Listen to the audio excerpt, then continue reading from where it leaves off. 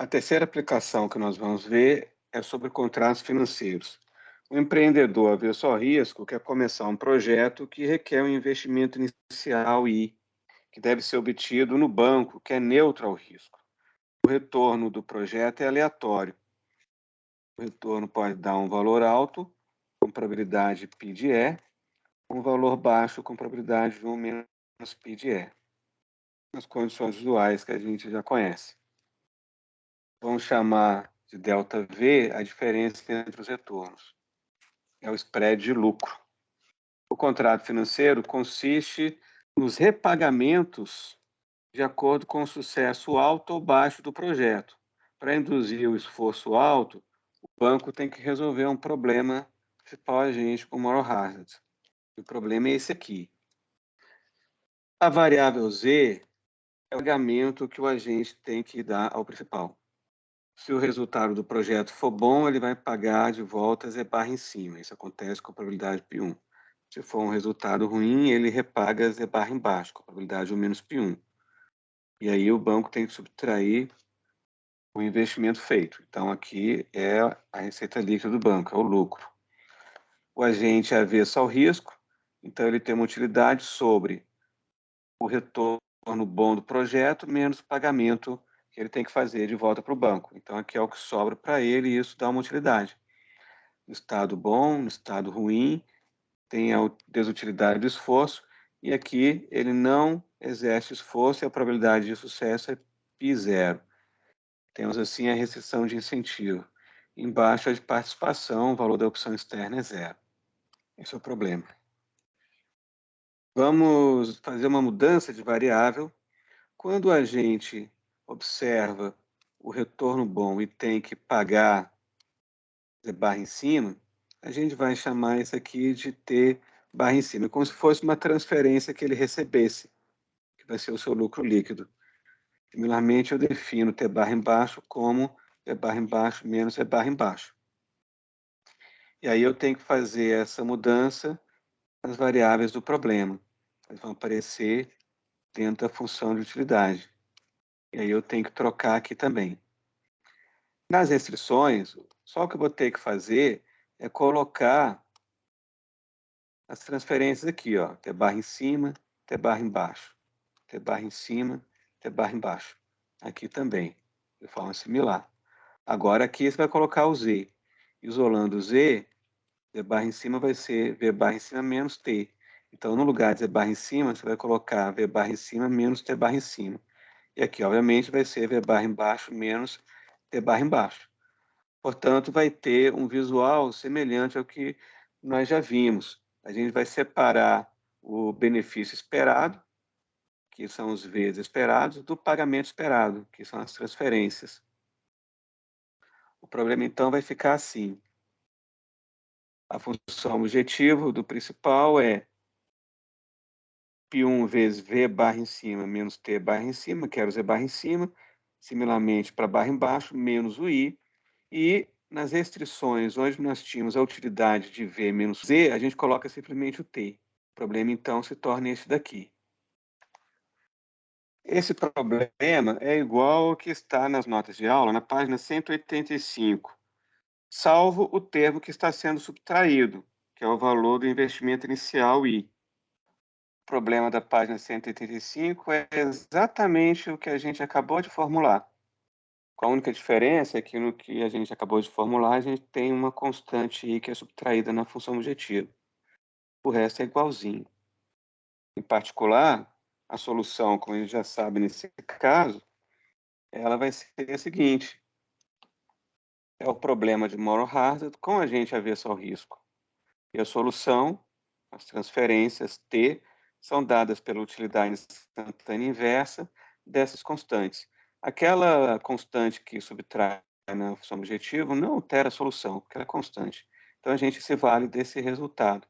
Aqui já tem a fórmula para a gente determinar a solução do problema. Encontrada a solução para as transferências, o que elas estão dizendo é que as transferências têm que ser determinadas da seguinte maneira.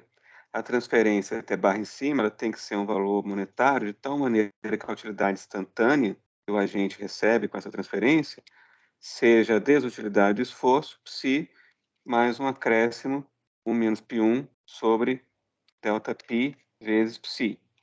É um adicional sobre a desutilidade do esforço. E o pagamento T barra embaixo tem que dar a ele uma utilidade, que é psi, menos π1 sobre ΔΠ vezes psi, que é justamente o que dá ali 1 menos π0 sobre ΔΠ vezes psi. Porque é uma loteria, você tem psi, e aí com probabilidade π1 ele ganha um pouco mais, e com probabilidade o menos π1 ele perde alguma coisa. Está ganhando aqui, está perdendo aqui. Você está oferecendo a gente uma loteria. Então, a gente percebe que o agente tem uma desutilidade de esforço, com probabilidade π1 ele recebe um valor adicional, e com probabilidade 1 menos π1 ele perde um valor, porque ele está enfrentando uma loteria com um centro que é o psi. Nesse caso de baixo, psi menos π1 sobre ΔΠ, isso aqui dá exatamente menos π0 sobre ΔΠ psi. E essa outra aqui de cima, se a gente tirar o mínimo aqui, fatorar, etc., juntar tudo, isso aqui vai dar 1 menos π0 ΔΠ vezes psi. O agente tem uma opção externa que vale zero, ele entra no contrato aceitando uma loteria, em que ganha um valor positivo com probabilidade π1 ou perde alguma coisa com probabilidade 1 menos π1. O custo de second best de implementação de esforço alto é o pagamento esperado, como nós sabemos. Então, no lugar das transferências, barra em cima e barra embaixo, a gente coloca a solução do problema, que é H dessas constantes. Suponha que o principal quer induzir o esforço alto, mesmo no second best. Então, o benefício incremental esperado, que a gente sabe que é ΔΠ vezes ΔV, tem que ser maior ou igual ao custo de agência de second best. O lucro esperado do agente é o valor esperado do retorno menos o custo de agência de second best, menos o investimento inicial. Por que nós colocamos o custo de agência de second best aqui?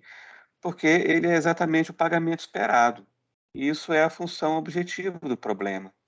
Que você vai separar aqui na função objetivo o valor esperado dos Vs menos o pagamento esperado. E aí subtrai o investimento inicial. Portanto, essa segunda parcela da função objetivo, ela nada mais é que o custo de agência de second best. Vamos parametrizar os projetos de acordo com o tamanho de investimento I. Somente projeto com um retorno V1, ou seja, que dá um lucro esperado quando se exerce o esforço para o principal positivo, somente esses projetos serão financiados. Logo, a gente tem essa condição aqui, ó.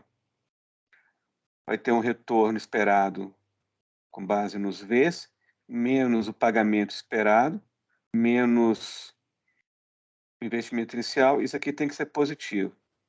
Portanto, a gente encontra aqui uma cota superior para investimento, que é a expressão que fica no lado direito. É só passar o izinho para o lado direito e fica izinho menor do que o que sobrou no lado esquerdo e olhar de modo espelhado. Aqui nós temos o que nós chamamos de I de second best. Assim, para que somente projetos com valores positivos sejam financiados, é necessário que o investimento seja suficientemente baixo. O investimento inicial não pode ser maior do que esse valor, que é o I de second best, esse valor crítico, que é o retorno esperado menos o custo de agência de second best. Sob informação completa e sem moral hazard, o projeto será financiado se o investimento inicial for menor do que o retorno esperado, e estrela. Veja que esse valor, essa cota superior e estrela, ela é maior do que o ISB, porque o ISB tem essa componente que aparece no estrela, só que aí você tem que subtrair agora o custo de agência, que é o pagamento esperado que você tem que fazer em razão do problema de moral hazard. Para os investimentos que estão dentro desse intervalo, moral hazard implica que alguns projetos estão financiados sob informação completa, mas não são sob moral hazard. Isso é um problema análogo ao problema de racionamento de crédito. Finalmente, note que a condição de responsabilidade limitada no estado ruim, dada por T barra embaixo maior ou igual a zero, ela não é satisfeita. De fato, no contrato ótimo, a utilidade T barra embaixo, como a gente viu lá atrás, é menos π0 sobre ΔP vezes psi. E como o de zero é igual a zero, então a transferência T barra embaixo tem que ser negativa. Isso significa que para ser induzido a exercer o esforço alto, o agente tem que enfrentar algum risco. Ele vai ter um payoff negativo no estado da natureza ruim e positivo no estado bom. Ele está absorvendo parte do risco, ele aceitou a loteria. Se nós impusermos uma restrição de responsabilidade limitada no estado ruim, do tipo o pagamento T barra embaixo é sempre maior ou igual a zero, então, obviamente, a gente vai ter uma solução de canto, vai ter que parar no zero, já que no second best, sem a restrição da responsabilidade limitada, no estado ruim tinha uma transferência negativa. Como você está impondo maior ou igual a zero, vai ter que parar no zero, solução de canto. Portanto, pela restrição de incentivo, que é essa que está aqui em cima, pelo fato de que o de zero é zero, aqui nós estamos considerando o caso da responsabilidade limitada, os pagamentos não negativos, a solução T barra embaixo vai ser T barra embaixo igual a zero. E o de zero é zero, então esse termo vai sumir e esse aqui também.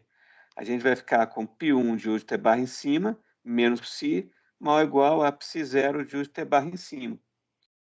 Então, isolando o U de T barra em cima, passando psi para o lado direito, a gente vai fatorar o de T barra em cima no lado esquerdo, multiplicando π1 menos π0, que é ΔΠ, que é positivo, a gente passa a dividir, mantém a desigualdade. Portanto, o de T barra em cima é maior ou igual a psi sobre ΔΠ. Como T barra em cima tem impacto negativo sobre a função valor otimizada do principal, que a gente está chamando de V1, na solução do problema, ele vai querer colocar o T barra em cima no seu menor valor possível, quer fazer justamente a igualdade nessa restrição de incentivo. A restrição de incentivo vai ser binding. Então, o de T barra em cima tem que ser exatamente igual a psi sobre ΔΠ. Aplicando a utilidade inversa, a gente descobre qual é o pagamento T barra em cima com restrições de responsabilidade limitada quando você tem aqui o sucesso, né? O T barra em cima. Vai ser H de psi sobre ΔΠ. Esse contrato, às vezes, tem sido interpretado na literatura de finanças corporativas como um contrato de débito, debt contract. Então, com a transferência no estado bom sobre responsabilidade limitada igual a H de psi sobre ΔΠ, a gente resolve o problema em todas as situações que a gente pode imaginar para essa situação e terminamos a aplicação.